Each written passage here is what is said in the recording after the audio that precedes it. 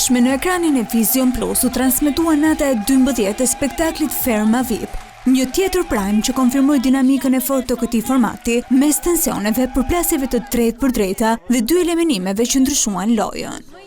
Dona ishte fermerja e parë e cila u largua nga gara si më e votuara nga publiku pas nominimit që erdhi nga humbja e sfidës së premtes. Dona! Një garë e fortë mes fermerëve kishte çuar në nominim 6 prej emrave më aktiv të shtëpisë, duke rritur ndjeshëm tensionin gjatë gjithë javës. Por kjo nuk ishte e vetmja dalje. Një situatë e papritur brenda natës çoi në hapjen e një tjetër televotimi emergjent mes Adionit dhe Mozës pas një përplasje gjatë një loje. Një sfidë që duhet të ishte argëtuese u kthye në konflikt kur një veprim i Adionit u pasua nga reagimi i Mozës duke agravuar situatën. Adioni deklaroi se ndjej i dhunuar, ndërsa produksioni vendosi ta lërë vendimin në dorë të publikut. Agaj ka vendosur që Adioni dhe Mimozën t'i dërgoj kokë më kokë në një televotim brenda natës. Në përfundim të televotimit ishte Adionia ai që u largua nga gara, duke shënuar eliminimin e dytë të mbrëmjes. Adioni! Ndërkohë debatet nuk u mbyllën aty.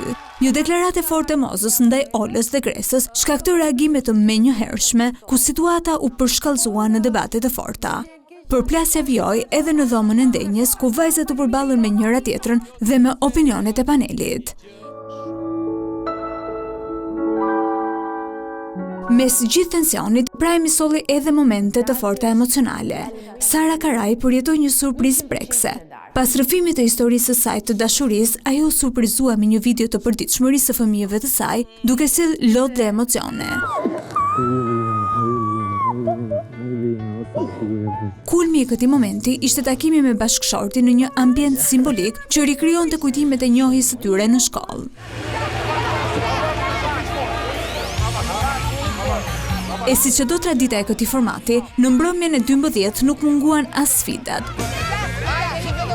Një sfidë e parealizuar plotësisht bëri që fermerët të fitonin vetëm 13% buxhet, çka duket se do të sjellë të tjera vështirësi në jetesën në fermë. Dhe keni fituar 13% buxhet. Ndërkohë, një televotim është hapur për të premten, ku publiku ka në dorë secili prej fermerëve mes DJ Bujakës, Fabiolës, Gresës, Ilirit, Indrit, Mozës, Romirit dhe Sonit do të duhet të shpëtojë. Pra do të jetë një televotim që do të hapet sonte deri në ditën e premte, kë doni të shpëtoni. Deklaroi zyrtarisht televotimin e hapur. Nata e 12 e Ferma VIP 3 u mbyll kështu me dy eliminime, tensione të hapura dhe emocione të forta, duke lënë pas një javë që pritet të ndikojë ndjeshëm në strategjitë dhe marrëdhëniet mes fermerëve ditët në vijim.